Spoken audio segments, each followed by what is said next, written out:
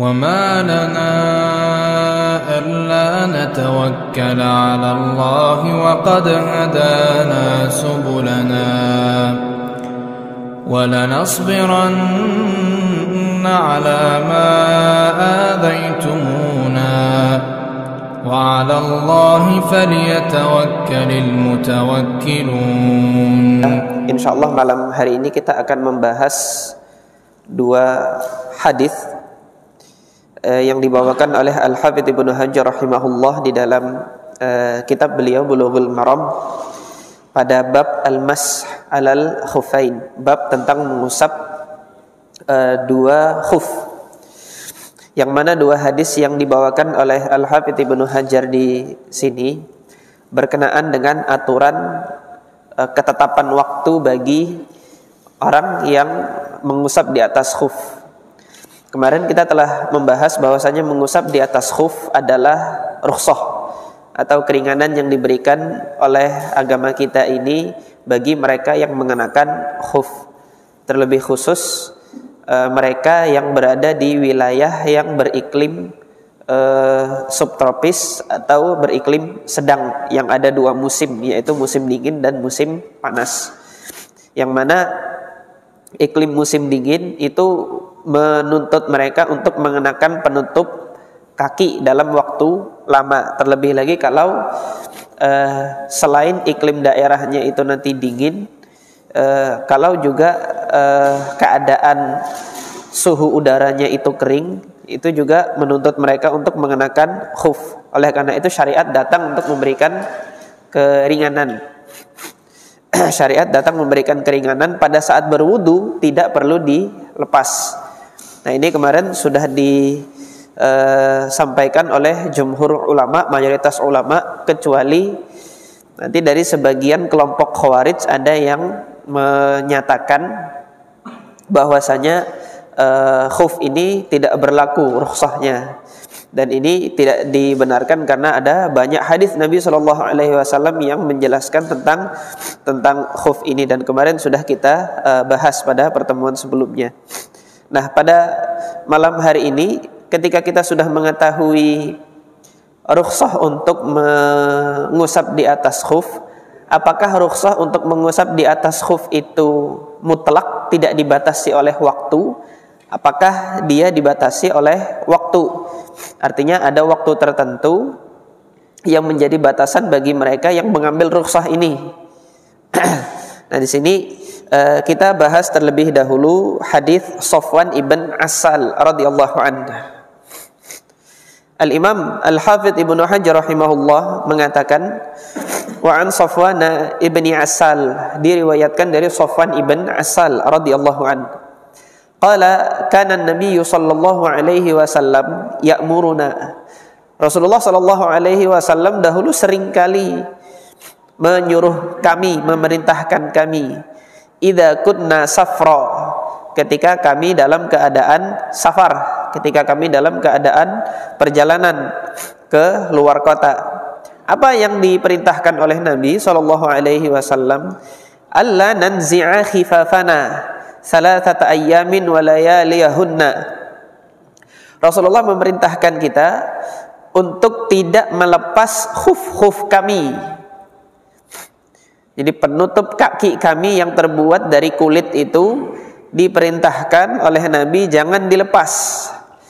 Kalau ada perintah jangan dilepas, artinya rukhsah ini bukan hanya sekedar boleh, tetapi rukhsah ini juga ada keutamaan tersendiri. Dalam hal ini perintah Nabi ini bernada anjuran. Artinya sangat dianjurkan untuk tidak melepas khufnya. Ini kemungkinan yang pertama. Kemungkinan yang kedua, boleh jadi keadaan cuacanya sangat dingin pada saat itu, hingga kalau mereka nanti melepas khuf untuk berwudu akan lebih besar madaratnya. Nah, dalam rangka mencegah madarat tersebut diperintahkanlah oleh Nabi SAW untuk tidak melepas. Ini kemungkinan makna kedua terhadap perintah tersebut. Nah, di dalam hadis Safwan ibn Asal ini disebutkan waktunya ketika dalam perjalanan Waktu yang ditetapkan oleh Nabi Shallallahu Alaihi Wasallam adalah 3 hari 3 malam. 3 hari 3 malam. Kelanjutan hadisnya, illa min janabatin, kecuali kalau dalam jangka waktu 3 hari 3 malam itu ada yang junub, misalnya dia mimpi basah, maka rukhsah atau keringanan mengusap di atas khuf itu batal, sudah tidak berlaku lagi. Walakin min ghaitin wa baulin wa naumin, akan tetapi rukhsah ini masih boleh, masih berlaku untuk hadas-hadas kecil seperti ghaid, yaitu buang air besar, wa baulin, yaitu buang air kecil, wa naumin, dan tidur. Nah, berdasarkan hadis Sofwan ibn Asal inilah dalil bagi para ulama yang berpendapat bahwasanya tidur itu adalah pembatal wudu. Nah, nanti pembahasan lebih lanjutnya akan kita bahas di bab yang ke-6, bab setelah bab ini, yaitu bab nawaqidil wudu, bab tentang pembatal wudu itu apa saja. Nanti pembahasannya ada di bab tersebut. Nah, tapi secara singkat, hadis Sofwan ibn Asal ini dijadikan hujjah bagi para ulama yang menyatakan bahwasanya tidur itu adalah pembatal wudu. Namun yang yang saya pandang lebih kuat pendapatnya, yang lebih rajih pendapatnya, bahwasanya tidur itu tidak membatalkan wudu, melainkan orang yang tidur dia tidak tahu apakah dia sudah batal atau tidak. Nah, dia tidak bisa menetapkan dirinya batal atau tidak. Dalam rangka dia tidak bisa menetapkan dirinya batal atau tidak, maka hendaklah berwudu. Jadi demikian. Akhrajahun Nasa'i, diriwayatkan oleh Al-Imam An-Nasa'i rahimahullah, wa Tirmidzi, dan kemudian oleh Al-Imam At-Tirmidzi rahimahullah, wal lafdhu lahu, dan redaksi hadis ini adalah redaksinya Al-Imam At-Tirmidzi. Wa Ibnu Khuzaimah, juga diriwayatkan oleh Al-Imam Ibnu Khuzaimah, wa sahhahahu, dan disahihkan oleh keduanya.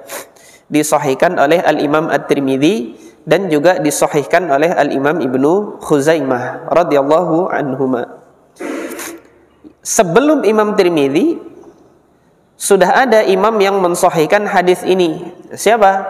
Al-Imam Al-Bukhari rahimahullah. Tapi hadis ini tidak dibawakan oleh Al-Imam Al-Bukhari di dalam sahihnya.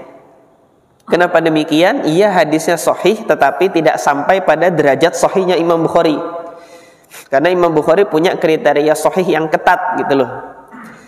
Banyak hadis-hadis sahih yang lain, hanya saja kalau derajat kesahihannya tidak sesuai dengan standarnya Imam Bukhari, ya Imam Bukhari nggak membawakan di situ. Imam Al-Bukhari rahimahullah kan pernah mengatakan, aku menghafal 100.000 hadis sahih.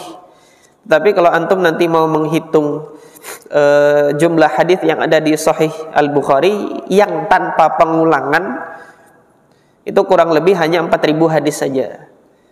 Jadi ada 100.000 hadis yang sahih dihafal oleh Imam Al-Bukhari, tetapi yang ada di dalam Sahih Bukhari tidak lebih dari 4.000 hadis saja. Kalau begitu sisanya kemana? Disinilah musuh-musuh ahli sunnah kemudian menjadikan ini sebagai bahan untuk celaan terhadap ahlu sunnah. Tuh, lihat tuh ahlu sunnah sudah membuang hadisnya. Ini buktinya Imam Bukhari yang hafal hadis sahih segitu, tetapi yang ada di dalam Sahih Bukhari cuma segitu aja. Nah, maka terdetiklah niatan azam yang kuat dalam diri Al-Imam Al-Hakim Abu Abdillah An-Naisaburi untuk menyusun kitab hadis yang menghimpunkan hadis-hadis yang sahih yang tidak diriwayatkan oleh Imam Bukhari dan tidak diriwayatkan oleh Al-Imam Muslim. Nama kitabnya Al-Mustadrak ala As-Sahihain, menemukan yang hilang dari dua kitab sahih Bukhari dan Muslim. Alhamdulillah, Allah Subhanahu wa taala jadikan kitab tersebut selesai disusun oleh Al-Imam Al-Hakim.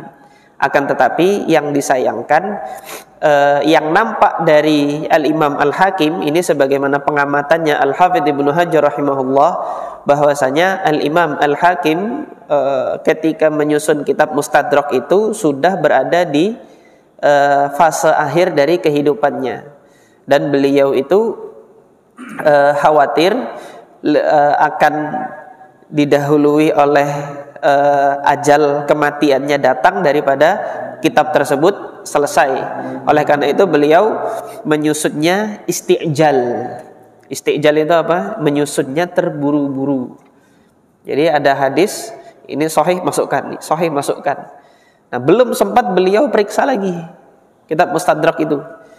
Belum sempat diperiksa lagi oleh Al-Imam Al-Hakim. Nah, beliau baru memulai memeriksa sekitar hadis-hadis yang berada di 2 jilid pertama kitabnya. Nah, berdasarkan penelitiannya Al-Hafidz Ibnu Hajar mengutarakan, saya mendapati di pertengahan, kira-kira pertengahan jilid yang kedua dari Mustadrak Imam Hakim ada tulisan penyalin kitabnya menulis di situ ilahuna intaha imlaul hakim. Sampai di sini imla atau pendiktaannya Imam Hakim berhenti sampai di sini. Maka ini menjadikan bukti bagi Al-Hafidz Ibnu Hajar sebagai kesimpulan beliau bahwasanya Al-Imam Al-Hakim ini baru sempat mengoreksi hadis-hadis dalam Mustadraknya itu apakah sahih atau tidak, itu baru sekitar jilid pertama dan setengah dari jilid yang kedua. Oleh karena itu kata Al-Hafidz Ibnu Hajar, hadis-hadis yang dhaif pada jilid pertama dan jilid kedua itu jarang.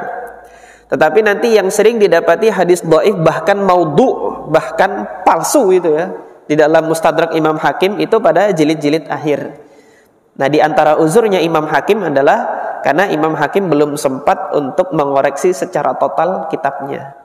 Nah, oleh karena itu setelah zamannya Imam Al-Hakim sekira pada setelah 4 abad, bukan 2 abad, kira-kira 2 abad setelah Al-Imam Al-Hakim wafat, baru kemudian Al-Imam Adz-Dzahabi berkhidmah kepada kitab Mustadrak ini untuk meneliti kembali keberadaan hadis-hadis yang ada itu.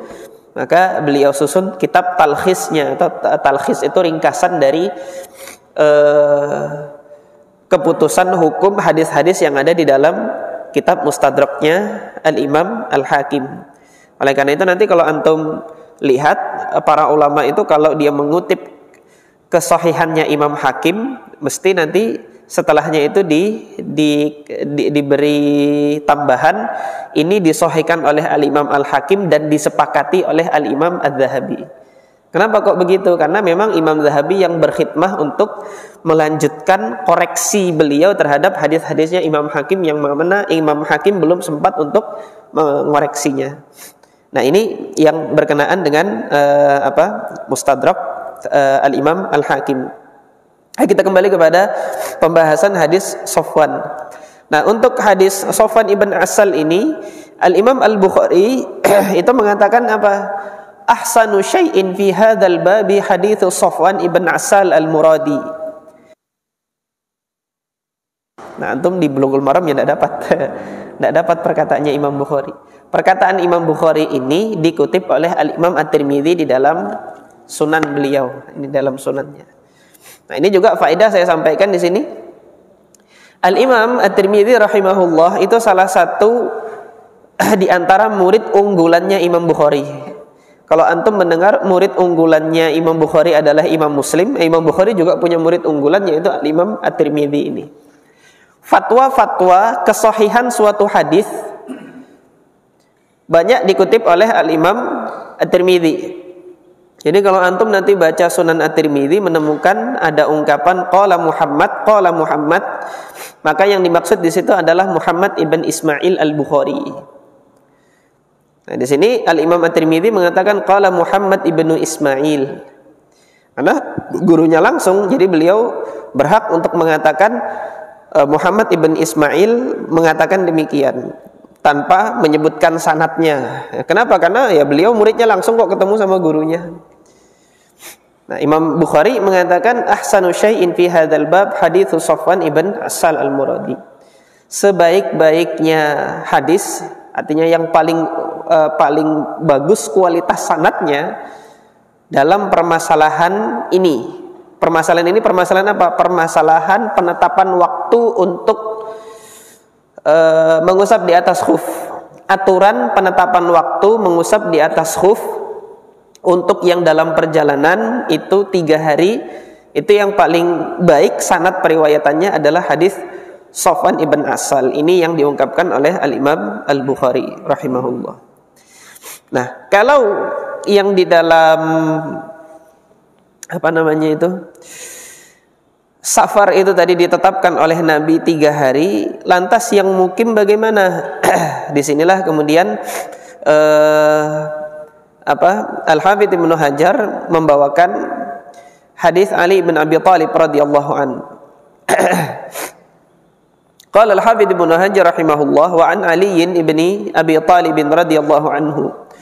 Qala ja'ala an-nabiy sallallahu alaihi wasallam 3 ayyamin wa layaliyahunna lil musafir wa yawman wa laylatan lil muqim, yakni fil mashi 'ala al-khuffaini, akhrajahu Muslim.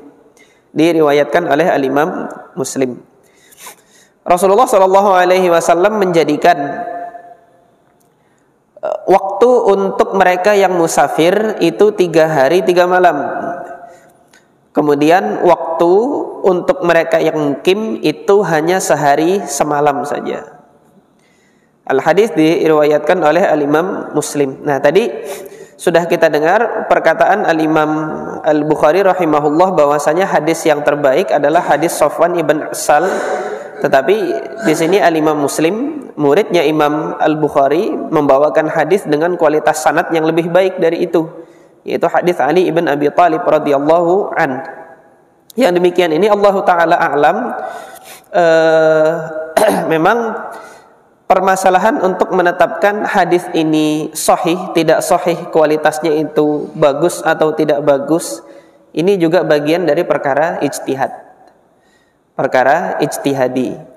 Nah, kita lihat saja Al-Imam Bukhari dengan Al-Imam Muslim, ada hadis yang disahihkan oleh Al-Imam Al-Bukhari tetapi oleh Al-Imam Muslim enggak disahihkan.